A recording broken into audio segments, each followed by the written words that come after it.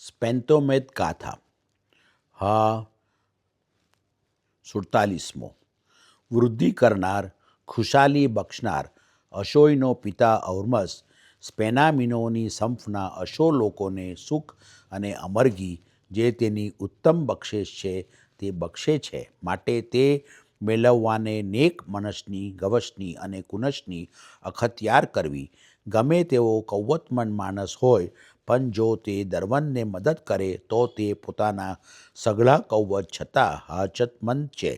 તે અકોમનની ઓલાદનો છે અને તે ખોરદાદ અને અમરદાદની બક્ષેશ મેળવવાથી બેનસીબ રહે છે. એક અશો માણસ ગરીબ હોય કે તવંગર હોય, પણ જો તે સદ્ગુણી અને રાસ્ત માણસોને મદદ કરશે તો તેને આયંદે નેક બદલો મળશે. હા 48મો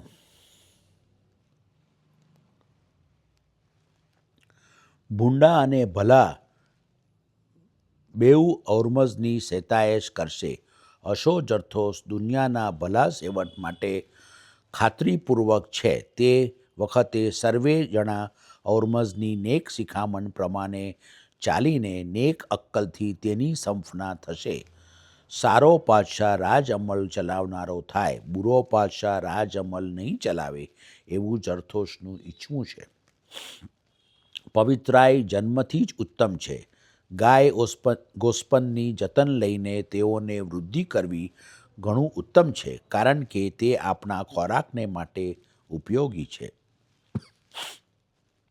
અશો જરથુસનું ઈચ્છવું છે કે લોકો સ્પેનોમિનોની તરફેણમાં આવી નેક જિંદગી ગુજારતા થઈને તેની સંપમાં આવીને છેવટે સુખ હાંસલ કરે, ઉદ્યોગી જિંદગી ગુજારીને ડહાપણ હાંસલ કરે અને ગુસ્સો દ્વેષભાવ તજી દઈને નેકીની રાહ અખત્યાર કરે.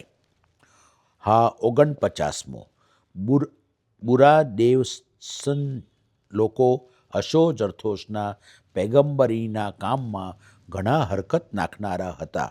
તેઓને દફે કરવાને તે આતુર હતો, કારણ કે જ્યારે તેના શિક્ષણનો પાયો હુમત હુક્ત અને હુરસ્ત ઉપર હતો ત્યારે તેઓ ફરેબ, જુઠાઈ, બદઅક્કલ, ગુસ્સા, હવસમાં મચ્યા રહીને આળસુ જિંદગી ગુજારનારા હતા.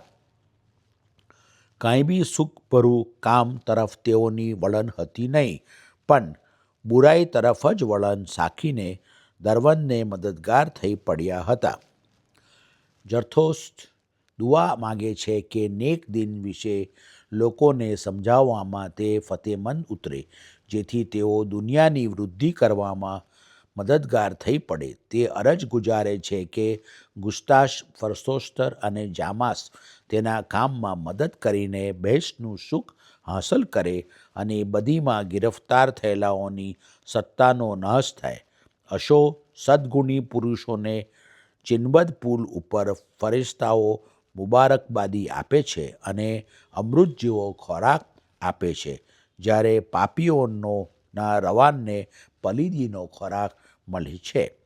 હા 50મો અશો જરથોસ અરજ ગુજારે છે કે તે ઔર્મઝની ઉપર ચાહ રાખનાર અને તેની જ પરસ્તેશ કરનાર છે, તેથી તેનું રક્ષણ થાય અને પવિત્રાઈથી નેક જિંદગી ગુજારનારાઓ જેઓ ડહાપણથી તેની પવિત્ર માતૃવાણી ખરા દિલથી ભણે છે અને આ ધરતી જે દરવનથી વેરાન થયેલી છે તેને આબાદ કરે, તેઓની અને તેની મદદે આવીને ઔર્મઝ રહનુમાઈ કરે અને બહેશતનું સુખ બક્ષે.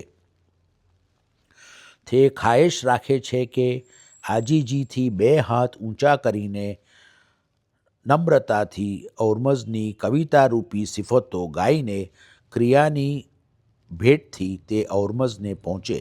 સંખ્યાબંધ સતારાઓ અને દિવસની ખબર પહોંચાડનાર ખોરશેદ ઔર્મઝની કીર્તિ ગાવાને સદા પોતાના માર્ગમાં ફર્યા કરે છે.